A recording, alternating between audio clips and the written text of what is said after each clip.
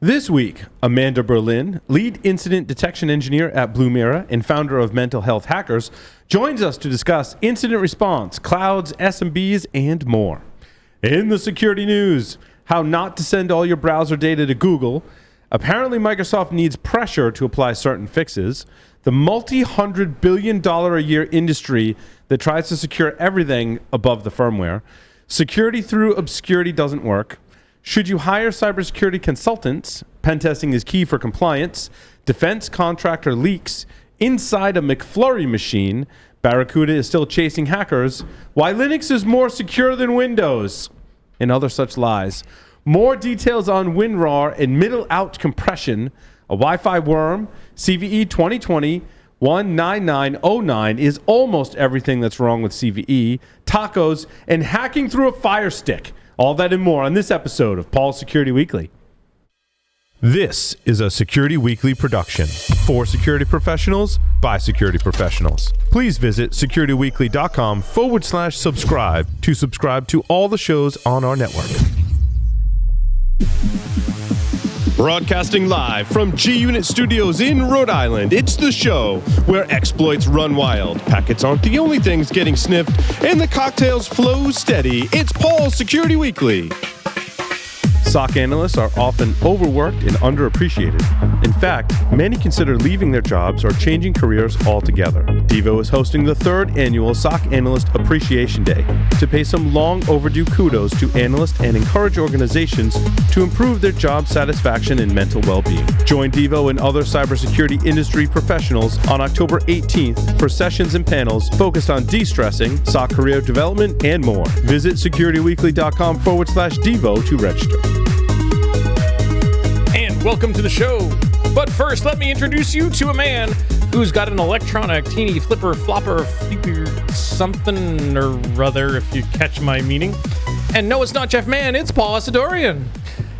Coming to you in super low definition compliments of Darth Vader himself. Welcome to Paul's Security Weekly, episode number 797, recorded on August 30th, 2023, right here in G-Unit Studios in Rhode Island, where I have with me in studio Mr. Larry Pesci. Woo! What's up, man? Hey. Same old, same old. What you got connected to what's your dongle? Tell me about your dongle. This is a Zekmite USB Bluetooth adapter all the way up through Bluetooth 5.1. Nice. It's got a removable antenna. I see that. And is up to class 1. So it's a potential replacement for the Pirani SATA UD100 that we use in the 617 Is that the red one? class. The red and black one? Yeah, okay. Those things are like $130 a piece now. What? This thing I'm going to sell mine on eBay now. This thing was like 20. Really? Hence why I'm testing it. Send me a link to that. Now, we're going to even put a link in the show notes now for that. Amazon, baby. Yeah. Yep. Sweet. Mr. Jeff Mann makes an appearance here in studio. Thanks for coming up, Jeff. Hey, I wanted to squeeze it in before I disappear for the next month or so. I'll be on the road a lot, September and October. But I have nothing hanging out of my laptop. It's hanging out of my mouth. You don't have a dong. No dongles. No dongles here. He's got an Opus X cigar is what we're smoking from Aged my for personal, how many years? It's very good. A lot. 5, 6, 7. Nice. Something very like nice. that. Remotely, Mr. Sam Bound is here with us. Sam, welcome. Thank you. Glad to be here. Couple of quick announcements. SE Media's Investing in IAM eSummit will be held virtually on September 19th and 20th, providing insights from industry experts and a deep dive into identity access management. Register for free, gain cybersecurity knowledge, and receive 6.5 CPE credits for attending. I don't know how you get half a CPE credit, but apparently that's 30 minutes. Yeah. So you can register at securityweekly.com/IAME Summit. Of course, if you want links to all of my social media outlets, you can visit my website at securitypodcaster.com. I am now making daily posts, Twitter, Instagram, Mastodon, LinkedIn, and Facebook, featuring mostly funny and ridiculous tech memes, clips from the show, and sometimes other informative and entertaining posts. Mostly it's ridiculous and funny tech memes. And mostly they're ridiculous, maybe not. I guess some people find them funny. I find them funny, but that doesn't mean I think it's funny that you put them up there. Right? That Yeah. too. Yeah. Yes. Do you know why I tell jokes? Because I think they're funny. I don't care if anybody Right. likes them. That's why I post funny tech memes to social media. Amanda Berlin is the lead detection engineer for Blumira and the CEO and owner of the nonprofit corporation Mental Health Hackers. She's also the author of a Blue Team Best Practices book called Defensive Security Handbook, Best Practices for Securing Infrastructure with Lee Brotherston through O'Reilly Media. She's a co-host on the Breaking Down Security podcast and writes for several blogs. And if you haven't already figured it out, she's amazing and one of our favorite guests to have on the show. Amanda, welcome to Pulse Security Weekly. Thank you for having me. I'm just sad I can't be there and have you all comment on my dongles also. This is true. And I got my flipper, super duper flipper flopper thing that turns the flipper into a conference badge that you can like put little sayings. It looks kind of weird on camera because of the LED lights and stuff, but I thought it was kind of neat. So yeah, we'll see. Hopefully it doesn't drain it actually is doing pretty good on battery life. So we'll see. Who makes it? Who's the guy? I gotta see. The last time I gave someone a plug, they sold out of whatever it was. But these are already sold out. So These are already sold out. So yeah, it doesn't. okay. Yeah, it doesn't. Actually, this is the one that sold out in this case. The person used to print these and sell them, and now he just has the STL files or whatever, the 3D printed files on there. So Print your own. print your case. own. Go print your own. Right. Anyway, Amanda, it's nice to have you on the show this evening. What were we supposed to talk about anything in particular? Did you have anything you wanted to like lead in with, or we met like a week ago and talked about the things we were going to talk about. so you don't remember? You don't remember what we talked about a week ago either, do you? Man, who was supposed to take notes at that meeting? No, I'm sorry. I apologize. Whatever you want, like. We can talk about stuff that I'm working on. We can talk about you mentioned like SMB, IR related things. Yeah, because I think have like a whole bunch of stuff pulled up just in preparation because I couldn't remember. Yeah, so I think the angle was that I want to maybe float this idea that we talk about incident response from an SMB perspective, and specifically, and for the reference, small to medium business, Correct. not Samba. Correct. No. Yes. Correct. But specifically, one of the things that we were talking about, if I remember correctly, Amanda, was getting the right data from the cloud to feed into, for lack of a better term, a SIM. But I feel like SIM is an outdated phrase or term somewhat in this context. Because I know you have a free trial at Blumira. And it's basically a log and event collection and correlation. But put in the context of small business for cloud, maybe we can start talking about some of your thoughts there. Yeah. So I totally agree on the concept of the name SIM. I don't know, was it just overused for so long and people don't want to use that terminology anymore? Now the big thing is XDR. Yeah. So you can kind of slap. A lot of people will slap XDR in anything and be like, "Yes, we're XDR." What does that mean? I don't like XDR as much as I don't like SIM. depends. I think SIM has this connotation for me that it's the big expensive thing that I bought where all my logs go to die and we never look at them. Yeah, right, and that is very common. So That's the X part of the XDR. Right? Yeah, right. I've worked on several SIMs in the past, and it's very, very common to have those very bulky, especially in the SMB context, right? Because a lot of us have worked at SMBs or consulted with them or whatever, and you have a very small team that their entire team could probably manage the SIM and do just that. Mm-hmm. But, then you have the cloud on top of it, trying to get the cloud logs out and also create detections and to do incident response. And there's all this kind of stuff that goes on top of it. And SMBs there's so many of them that don't have the person power to kind of run the traditional SIM or XDR / whatever. When we say SMB, though, are we talking about companies that have at least one IT person? Yes, usually. Yeah. And not necessarily security person, right? An IT person, yeah. But it could be, they could be their one IT person, or they could use MSSPs too. Right. So they may not have any person. They may have, contract that out with a third party. and even the SMBs I've worked in could have teams up to like 30 people, and half of those could just be like software and user support, and then like networking and you could have a big team and still not have time for security engineering related things. And you know what you're reminding me of, Amanda's in previous roles in like a 50-person company back in the day. Because I don't know if this is true today, because technology has greatly changed since the late 90s when I worked in this job. But we were like 50-person company, and yet we had I was on the IT staff and a couple of other people, but most of us, if not every single one of us on the IT staff, also did stuff for customers. Because we're so small, there was just not enough resources to go around. And like, yeah, you do IT stuff, but like, I need you to code this thing for this customer. Like, there's a big project, and they peel off like a small programming kind of piece for me. So like, it was interesting because at one moment I was fixing someone in accounting's printer, and the next moment I was like porting C code over for like this weird driver for like a customer project. Sure. So I think that's probably still back common. then, like 50% of your work was probably fixing printers. Yeah. Oh God. In those contexts, right? Like it's constant. So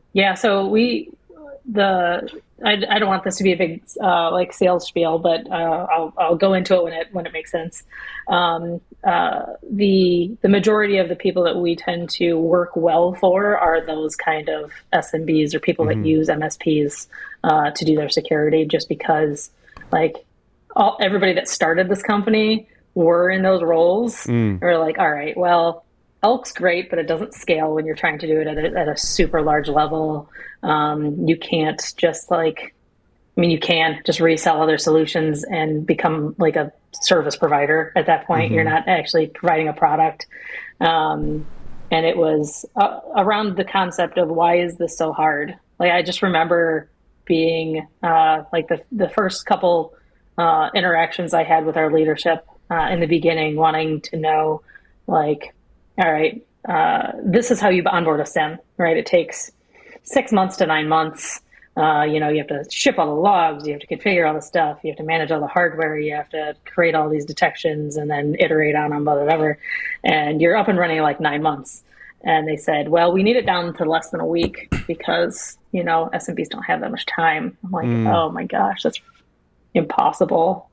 But we did it somehow. Yeah. I wasn't involved in all the writing the code part, but a lot of what we see with SMBs and being attacked is applicable to other size companies. Right. Like all the incidents that we've helped with and things that we've detected are all the things you see in the news. So, business email compromise, exchange vulnerabilities, the Cisco ASA one that came out yesterday. It's all over the map. Yeah, and it's interesting too, like I've set up like Security Onion for monitoring stuff here in the studio, and while it's not terribly difficult, like it depends, like you can roll your own Elk stack, something like Security Onion, there's a lot of different solutions for that. What I found was it was just a lot of moving parts. Like, not particularly any one of those activities are necessarily very technically challenging or difficult, but it's the sum of those parts and the ongoing maintenance to keep everything up, make sure it doesn't run out of disk space, make sure all the sensors are still up, make sure the agent's deployed to all the systems, that I feel like someone in an SMB context would take up a huge percentage of that person's time, if not all their time, just keeping those systems up. We see that all the time. Just outdated, like when people try and roll their own, or they are approved at some point for a really big purchase, and they're sold a solution and they get the solution and it's implemented maybe by a third party or whatever, and that third party leaves, and now you're stuck with something that you might know a little bit about, but you're not going to be able to keep up with it with everything else that you have to do.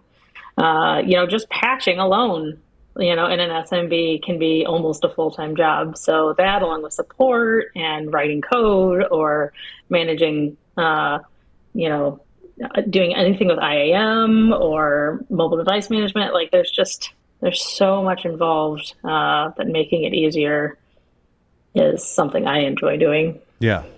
No, I totally, I like the approach, because I think many of us have been in those roles in varying capacities, right? There's too much stuff on your plate, so you gotta make some sacrifices somewhere. And hopefully that's not patching, because that would be bad. Automate that if you can, but don't make that a sacrifice. And then you mentioned like getting stuff from the cloud. I think you guys covered it on a podcast recently where how Microsoft had changed some of how they do their licensing and how they do their logging and everything. So that was interesting to kind of dive into because you'd have different, if you dive into it, you have different ways of getting logs out of 365. And I mean, so many people use it, right? It doesn't matter what size organization you are, SMB or way up market. Huge market share of people that use that for, their, it's just everybody that's transferred off of Exchange, went direct to 365 and use Active Directory in Azure. And I think they've made some improvements with the logs that are coming out from what we see, but there's still not everything there. And it's hard to do it with just that. Jeff, go ahead. I have a question or two. Hi, Amanda. That's not a question. No, that was just an introduction. I saw her for like 30 seconds in Las Vegas. She helped me get to the whiskey tasting. It was hug and then run. It was hug, and she told me the secret code to get to the whiskey tasting. That was important. I'm curious, just going up a little higher level, do SMBs fundamentally approach incident response differently than larger enterprises, which we're mostly used to talking about? Do they have different goals, agendas, drivers, expected outcomes, or is it all the same? It's just a difference of scale. It's definitely not all the same. And I don't know that it's necessarily a difference between SMB and upper, like just enterprise level. It seems like it's almost the maturity of their internal program could be just as good, right? You could have an SMB that has some kind of C-level that knows about security or knows about tech enough to make it a priority. And then you have others that definitely do not, right? But you see that in enterprise too, I think. Right. Right. So in enterprise, you see people that, they might just try and throw money at it and no process and no understanding of what their business needs actually are. So we kind of see 2 or 3 different kinds, right? You have, unfortunately, those that just don't really do anything. They may reimage some machines, because we usually give out everything that we possibly can, right? When an incident happens, like we see something bad, we dig in, we do threat hunting, and we write a full report and give them everything that we have and the things that we don't think we do have. And people will either take those and kind of disappear, or they will take them and actively work with us and try and do their own. It'll be like a drop everything. Like we have a couple people on staff that'll kind of know how to do IR, or they will push that off to like a third party incident response company that they may or may not have like a retainer with. But yeah, it's very interesting to see that it's not necessarily a segmentation of the size of companies that you see this at, but it's just every level has those companies that do it really well and those that do not. And yeah, it's very interesting. I thought I would see a lot more immature security programs in SMBs, but there's some that are really, really good. I've had conversations just the other day. I had one with a smaller credit union, and they know anytime a new asset's on their network. Like, that is extremely rare. Like, it's easier when you're not in an enterprise environment, right? When you only have, like, say you have 2 or 3 offices, it's easier. But still, asset management is rarely right anywhere. I kind of feel like they have to have a certain amount of maturity before they're ever going to seek help to begin with, other than right. Just be flailing around not knowing what to do. I think some of them are the checkbox compliance ones also. So not necessarily mature as far as the security program goes, but our auditors told us we had to do this. And I think SIM is one of those very common things. I think there's a lot of things. I think there's a lot of things, especially in an SMB context, that they're only going to do unless someone tells them they have to do it. Because when you're that small, every resource matters, right? Back to my example of, I was in IT, but it also wrote code for customers kind of thing. Like, any cost to IT or security is taking away from someone that can work to get more customers or enhance or build products for customers that they can sell. So that's to be told, you must do this. Not you should, because if it should... Enter PCI, by the way. Yes, enter, but most, compliance or GRC frameworks, guidelines, regulations, compliance standards, however you want to phrase it, right? I forgot where I was going because I just rattled off all the terminology in my head. I spent so much brain power trying to differentiate between all those different English. I have an article that talks about the differences between. I think you were going to say nobody does any of that unless they have to. Right. Which is pretty much PCI. I don't know that there's much out there other than that for an SMB. For an SMB, not to my knowledge, but one of the things... Unless they're in healthcare. Slightly. Healthcare, HIPAA says you have to do things. But... and we'll talk about more of this in the next segment too, but like really quick, CMMC will start saying you must do this if you are a government contractor or want to sell, if you're a contractor of the government contractor. So I think it has that transient nature to it. It's going to start mandating you must do these things in order to do that. So we saw a huge influx of car dealerships. Right, so like the FTC had a new cybersecurity mandate come into effect, and just huge influx of car dealerships because they're all like franchised, right? So they all have to kind of take care of their own and some of their own stuff. Probably most people don't pay for a car with a credit card. I'm thinking most people know, so they probably don't have any visibility into PCI. Yeah. But they probably maybe do take parts department or repairs, or maybe deposits. Maybe, where I was going with that too was I did a consulting job a long time ago for a smaller software company, like we're talking maybe 20 people, and the only reason they wanted us to, you have an article about cybersecurity consultants, right? The only reason they needed a security consultant, it wasn't because they wanted it, but because they weren't getting a contract that said they had to be compliant to certain standards and have certain security components. And like, what is that? We need a consultant to help us make sure we have these things so we can go secure this contract, right? And so that was in SMB world, that tends to be more of it is a driver across the board, but especially SMBs, right? Yeah, definitely. I want to go back to making sure you get the right stuff from your cloud, Amanda. Because the one incident response that I did for an SMB was a really, really small SMB, but it was business email compromise. And the only way I was able to kind of unwind what happened, because they don't have an MSP. They had I don't know how they got Office 365 set up, to be quite, maybe they had like a consultant come in and set it up and then like leave. There was no like ongoing maintenance. Yeah. Because there's maybe 8 people in the whole company. It's a retail store.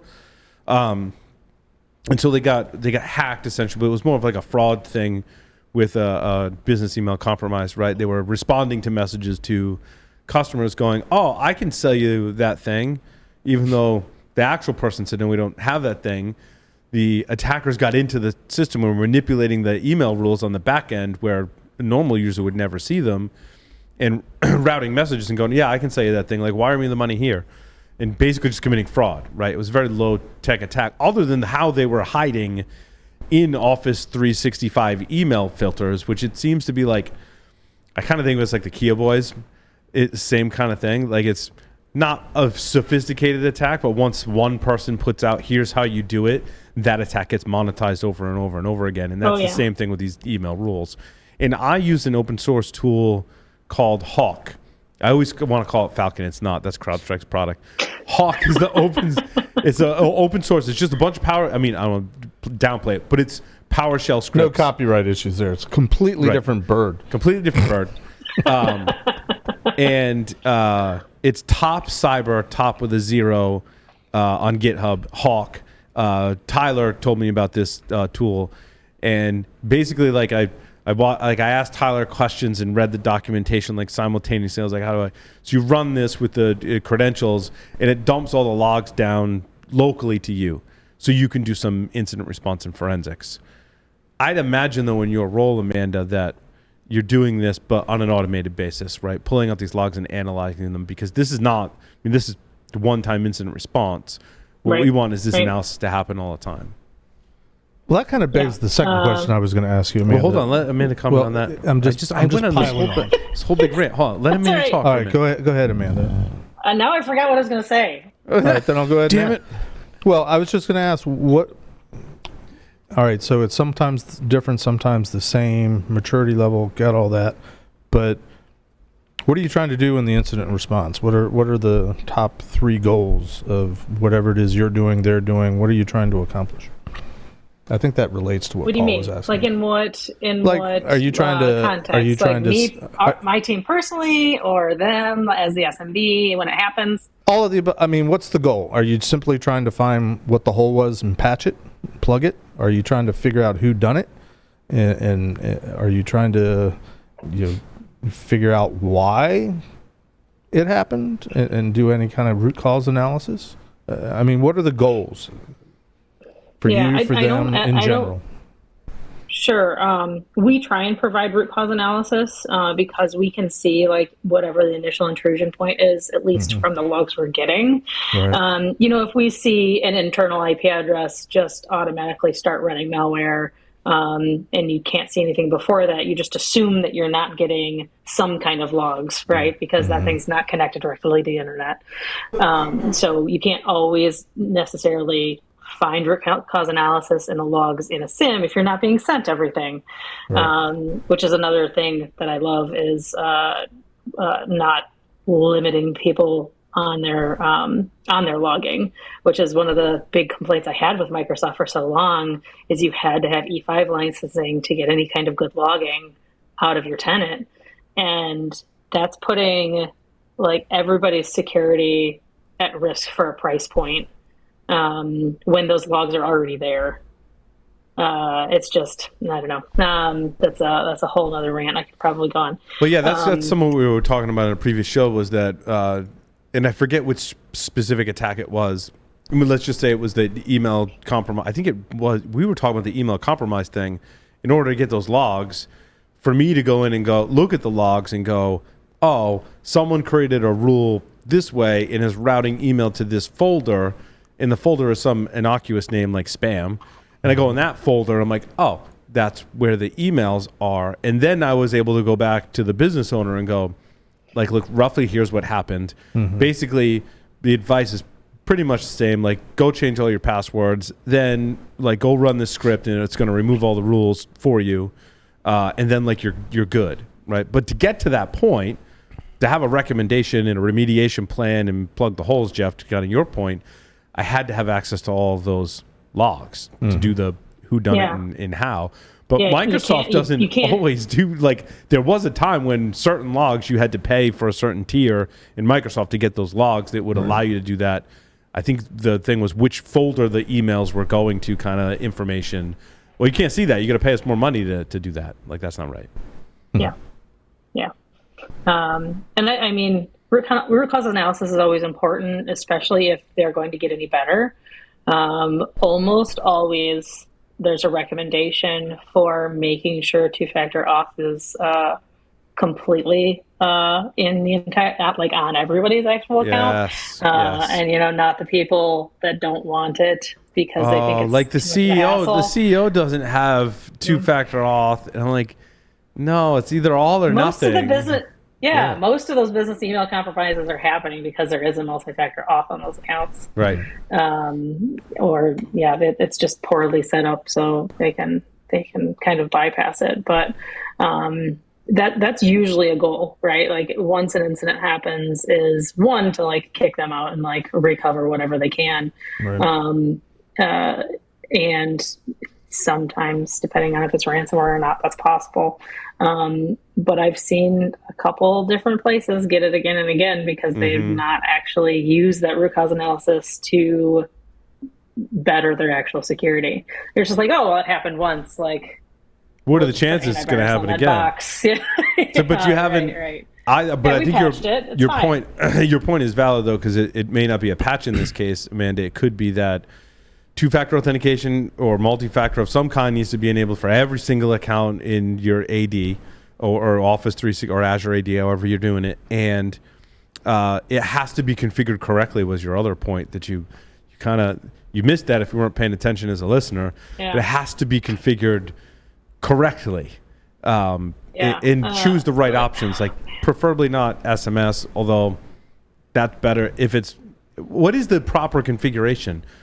There's ones that I know what the wrong one is. Yeah, the wrong one allows. remember. Yeah, like proxy. You can proxy the two-factor. I can't remember all the attacks off the top of my head. Yeah, so we the first time I ever helped implement multi-factor through phones, right? Before that, I did like the RSA tokens, which was a huge pain in the butt.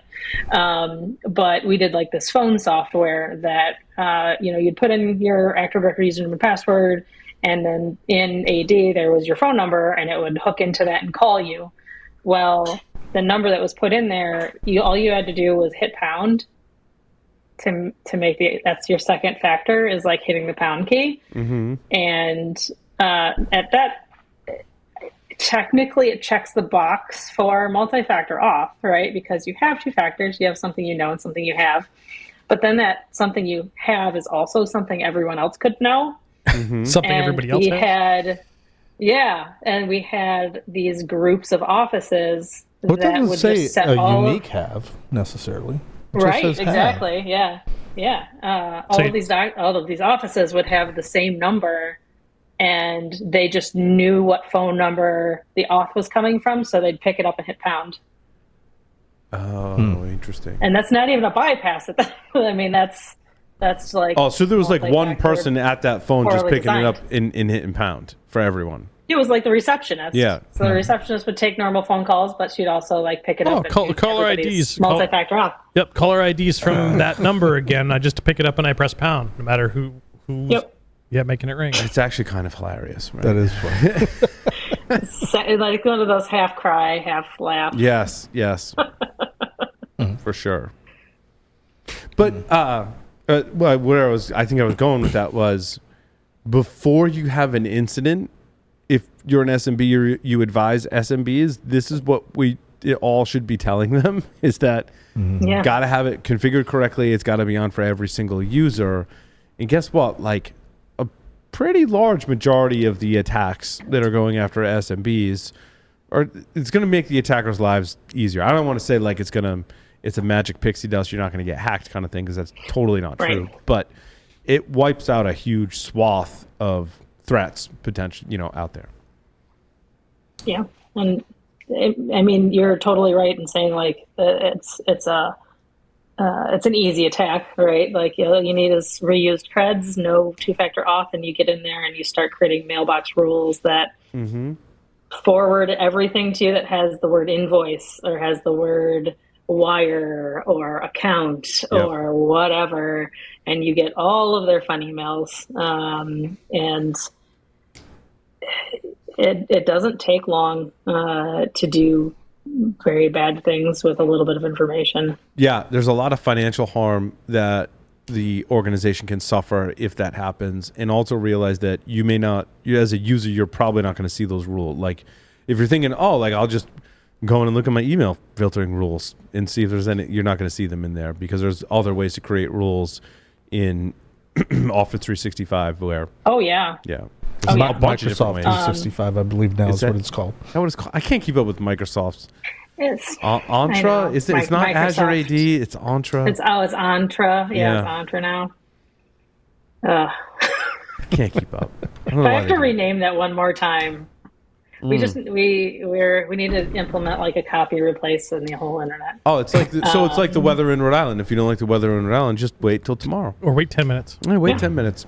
So if you don't like a Microsoft naming, just wait. It'll change. In 10 minutes? And then they'll just slap for Defender on the end. Yes. Oh, Jesus Christ. Microsoft, Windows, or Defender will be in there somewhere. In some order. Defender for Windows, Defender for Microsoft. Yeah. Microsoft IoT for Defender. Right. Yeah. Where are we going with all that?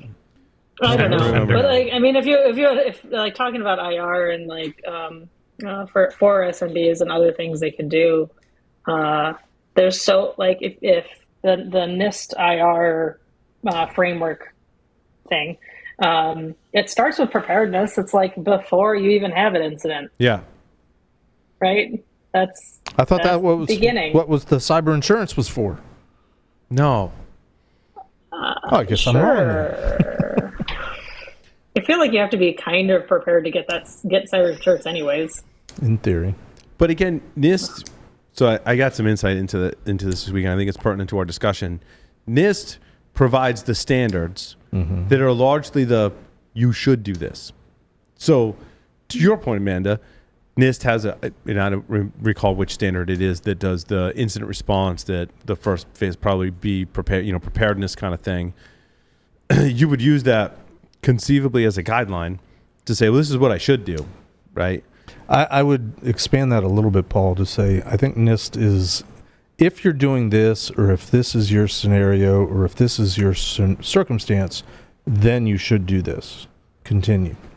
Yeah, and then there's relationships where I think as you're going, Jeff, where there are other regulations that say you must do this, and by the way, you should use this. You must use, or I don't know if it says must, but you could use this NIST standard to help you do all of those things that you must do, right? And that's how I never like connected all those lines and dots, right?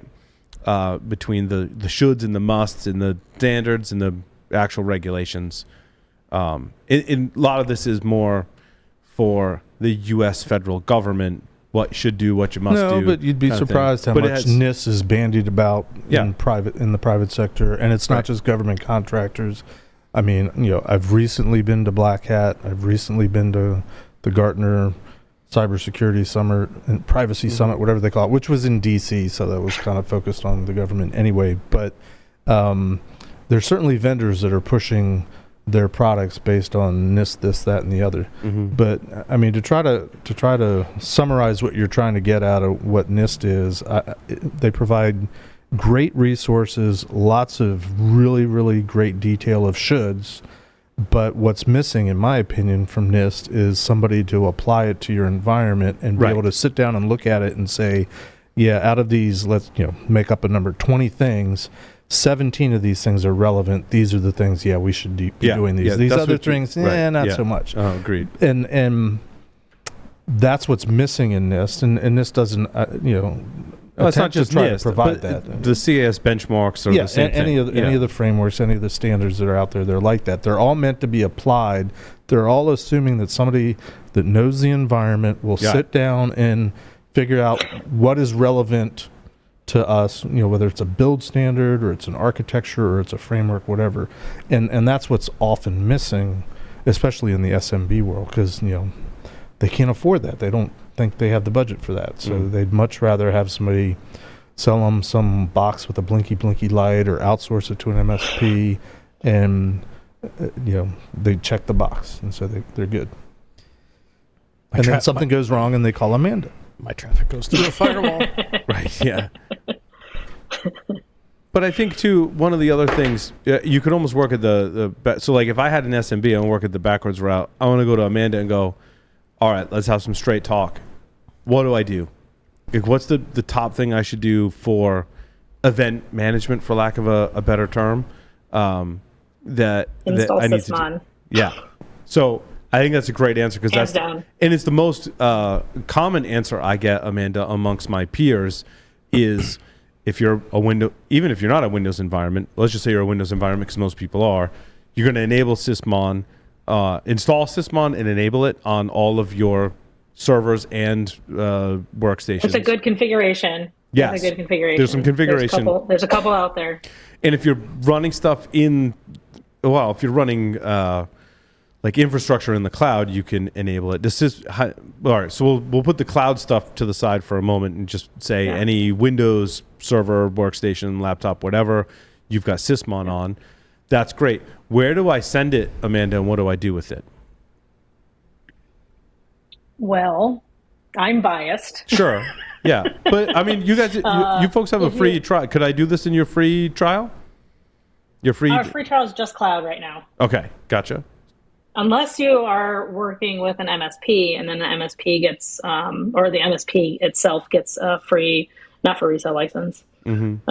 And then they can do that kind of stuff. But I gotcha. Our free trial right now, you have to pick 3 out of 6 of our cloud integrations, but you do get all of the detections that go with those. And and those would just be cloud integrations. 2 weeks of storage.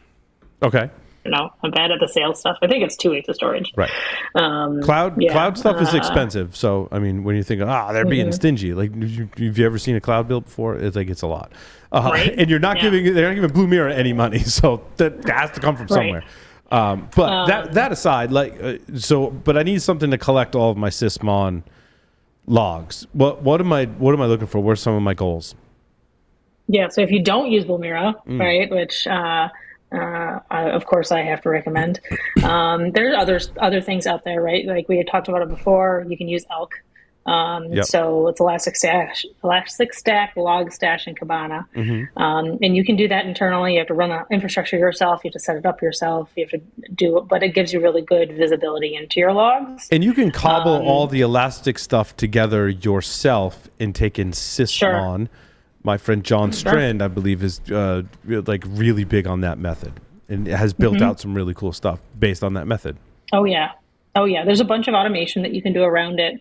For our implementations, we use NX logs, so there's a lot of specific things you can do with that. There's other like log forwarding agents. You can use WEF. WEF is built into Windows Server. There's a whole bunch of different ways you can get those. Oh, and WEF is the Windows Event Forwarder, right?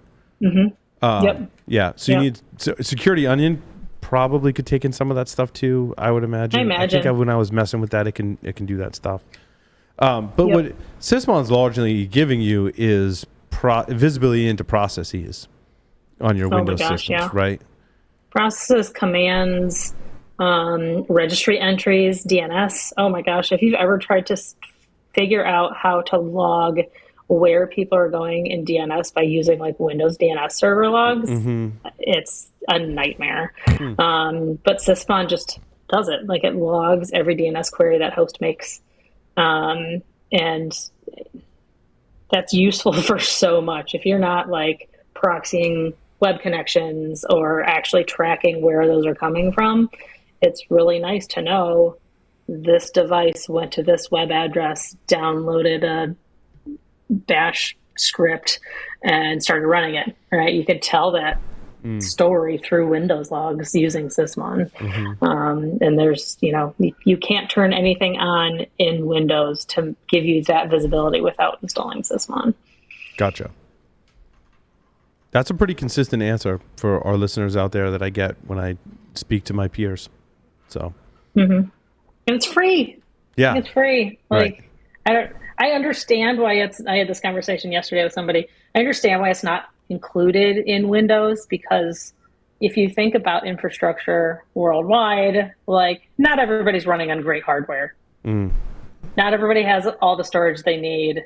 If you install Sysmon and don't configure it to the way that your environment needs, I've seen people like bring their servers down because they're still on spinning disks. And the IOPS just can't handle it. Like, I don't know who would still run their DCs in a physical hard drive, but SMBs. It's possible, right? U.S. government has U.S. government has a lot of legacy municipal governments. Yeah, municipal governments. Right. Yeah, so you can't just do it, but I wish you could. Like all good spec hardware. It'd make everybody in IR's life so much easier. I mean, we've had several. That's why we started rolling it out with every customer onboarding. Like everyone gets Sysmon, just across the board. They all get Sysmon, and we give them a GPO to import. Which, as like looking back on it, when I was creating like this template, I'm like, as a sysadmin, I would never have imported a GPO that some random person on the internet gave me. But I guess I'm not like a random person on the internet. Like they're actually paying us to like do it. So right. I don't know. If I still don't know that I would have done it, but we have like a GPO that'll turn on all of the recommended like logging settings and Active Directory and all that kind of stuff, so we could get all the good logs. And when you have all of that on sending somewhere, it just gives you the best visibility. Because if you don't have it, like we've had a couple, and I have one talk that I talk about. This one is that we had one compromise at a SMB as like a small restaurant, and they got popped with proxy logon, and they were running like PS exec commands internally. They had pivoted, and the one of their devices was logging command line and processes out of everything. And like they'd already had stuff like ransomware and stuff. And it didn't, we didn't actually find it until that one device logged that PS exec command. Mm-hmm. Like you could have found that way earlier if you had like Sysmon on your servers in your DMZ. Right. Out of curiosity, were they trying to grab credit card information, or were they just trying to disrupt? I don't know. They then contracted with an external IR place that they had to go through for their insurance. Interesting.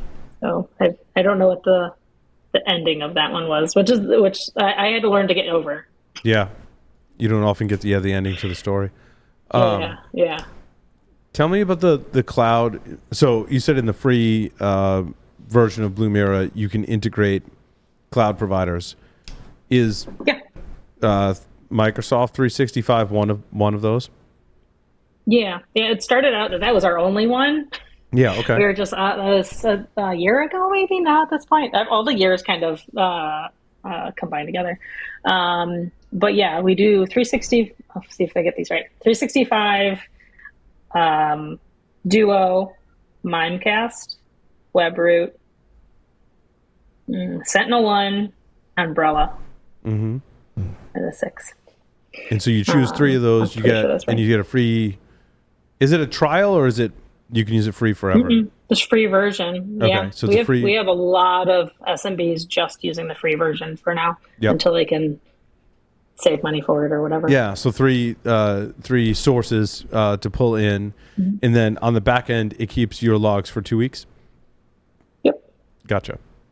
Yeah, and we're constantly creating new detections. Like that's what my team does, and it's one of the funnest jobs I think I've ever had. It's just I'm weird, but I like looking through logs and creating new detections. Nice. And I have a great team. It kind of sounds like the plugin writing team at Tenable. Yeah. Always new vulnerabilities and always writing a detection for some new vulnerability. Fun. And you're not burnt on that. I feel like some people kind of get burnt. New, like every day is something new. And what's some of your favorite detections, Amanda, that you've worked on? I made one for AS rep roasting. That was really fun because once you get into detections, you know that there's some things you can't just detect based on logs. You have to have like honey account, honey credential, honey token, whatever. Mm-hmm. And so that was a fun one that actually came out of, there's a guy that's one of our customers, and he was testing our detections and like testing stuff and like running different tools against it. He's like, oh, I noticed you can like detect on curb roasting, but you can't detect on AS rep roasting. He's like, could you do that? I'm like, oh, hell yeah. Nice. Like I got that one. Like that seems really fun. So that was one of our earlier on ones, and that was a whole lot of fun. And then, gosh, what else recently? One of my least favorite ones that we're doing recently is somebody has their SQL server just on the internet. Ooh. and we're detecting logins to their internet-facing SQL server. So there's stuff like that too. That's a little bit of a laugh and a cry moment again, right? Yeah. Like, can you tell me when someone's brute forcing my SQL server online? Literally always. Yes, I can. Right now. And now. Do you see any SQL Slammer worm still? I heard that that one had some long tail. I don't know if that's some of that stuff's still around today. If it was a worm, it technically is entirely a tail. It's true. It is. The whole thing is a tail. The whole thing is a tail. So it has a pretty long tail. It is pretty long. In comparatively speaking to the entire entity, the whole thing is a tail, which by nature means it's a long tail because there's no other part of the body. Anyway. Were you able to tell them that was a bad entomology. practice and give them a reason why they shouldn't do it? We try. Some people, you guys know, not everybody listens. Mm-hmm. This is a server they have. If everyone listened to me, right. I would have the best behaving children ever. Right? And the internet would be a much safer place. For our final segment, we'll talk about raising 15-year-olds. Oh, God, no. or 10-year-olds. Let's put a warning label on that segment. So, in terms of infrastructure that I'm hosting myself versus cloud, from your perspective, Amanda, how are we doing? Because and the reason I asked this, the background on this is, as we pontificate as podcast hosts, we're like, everyone's in the cloud or moving to the cloud really quickly, not a big deal. So we shouldn't have to worry about the problems that we have to, the challenges that we have to worry about when we have our own infrastructure, because when you run it in the cloud, you shift a bunch of that responsibility to the cloud provider, so I don't have to worry about that anymore. But as I said, this is from the podcaster seat, so I'm really trying to dig into. You're shaking. I can tell by the look on your face, Amanda, that there's not much cloud adoption in SMBs specifically. I think a lot of them are transitioning their auth to the cloud. Yep. But that's it. Interesting. What does Microsoft call that? Didn't it? It was called hybrid. Yeah, but there was a you had you mentioned Duo or your single sign-on. What was that? It was Azure Single. I feel like it was Azure Single Sign-On for a while, and then they renamed it to something else. But it had Defender for Defender. For Defender. It's identity. Identity for Defender for identity. Defender for identity. Yeah. Defender for identity for Defender. But you find that people are moving moving their identity stuff to the cloud. Yeah, we see a good percentage of that. As in the cloud, but still so many on-prem Exchange servers. Really? If I could change one thing on the internet, I thought most people migrate off. Really, I thought most people see. Again, it depends on your perspective, right? Yeah. Because oftentimes we talk to vendors and we talk to people who work in enterprises, and they're like, we don't. It all runs in the cloud. I'm like, so everyone must be all in the cloud. But that's, as I ask more and more people this, Amanda, the answer is no. There's still a whole ton of infrastructure that is not in the cloud. And I think everyone has the 3-year plan, but I think that's the same 3-year plan that we had for IPv6, just regurgitated into 25 years ago. Yeah. When does the 3-year start? Right. We never determined. We knew it was a 3-year plan, but we haven't figured out when that actually just start. Yeah, and every year it's a 3 years out plan, and then the next year it's 3 years out. Yeah. It never. I remember in college being worried because I'm like, I just learned all this IPv4 stuff. How am I ever going to learn IPv6? And you know what? I never have. Right. None of us have. I'm still fine. No, but we do subnet one if you. Yeah. So there's not a lot of people or. Cloud adoption is not what we think, is my unscientific now opinion in just querying a few people. Well, I would guess small companies that are cobbling together the budget to invest in this technology, they're going to use it. They're not going to just throw it out. It's not like enterprises that have an annual budget and they have to go out and buy it or use it or lose the budget type of thing, get one of everything. Right. They're going to, I've worked at, for clients that would somewhat fit in the SMB category, think grocery stores. They're not necessarily SMB, but they could be. In PCI world, they're a large merchant. Otherwise, I wouldn't be there. But they want to get 20 they're years merchant because it's the number of card transactions Number of the volume of transactions per month? Is that a monthly measurement? It's an annual measurement. It's an annual. Okay. But that's what makes them large or small. But they could be very small and just have a lot of turnover. Sure. But, they want to get 5, 10, 15, 20 years out of the technology that they've invested in. Right. Is that your cat, Amanda? She's laughing. That was her cat. It found its way out. It scratched its way through the door. Really put the wrong kitty in kitty jail. That is the automatic cat food feeder thing. Oh. It's very loud. And are they also like running now? Like scrambling with the claws on the floor? No, they're now both in kitty jail. Oh, away from the food. Oh my goodness. They're gonna start screaming here. But I would guess the other thing is that the early cloud 10, 15 years ago, the allure was just throw everything in the cloud. It's cheaper. You're pushing out all the responsibility. But I think it's what people find, and so. But Jeff Mann is like, do you find that it's people are not moving to the cloud because it's not really cheaper? I think they've learned, and enough of us have told people beware. There's a lot of hidden costs. I mean, especially when it comes to logs, they got to be stored somewhere, right? And storage costs money. Oh, you want that too? That costs extra. Oh, you want that too? That costs extra. And I think I'd like to think there's enough of us have been saying that people are listening, and so they're reticent to go to the cloud and experiencing. Oh, I'm going to take this one server and put it in the cloud and go, that's really not that much cheaper, or it's more expensive. And if you come. And if you come from a background where you are like managing your own exchange, you could do whatever you wanted with those mailboxes and the contents inside of them, and you could run all of the commands you want. You could automate so much stuff and have so much control over that ecosystem that if you think about the people that are in the tech sphere, like that, losing that control is a very psychological step. Right. Well, it also probably means that an SMB losing your job. Possibly, yeah. Well, especially if you don't know about cloud. I was going to say you just got to shift and learn about cloud really fast. Mm-hmm. I know Nimbo Cumulus clouds and Cumulus Cirrus? Clouds and Cirrus clouds. I know. And it's funny, we clouds. talked about this years ago, but this obviously hasn't changed. There's still a learning curve.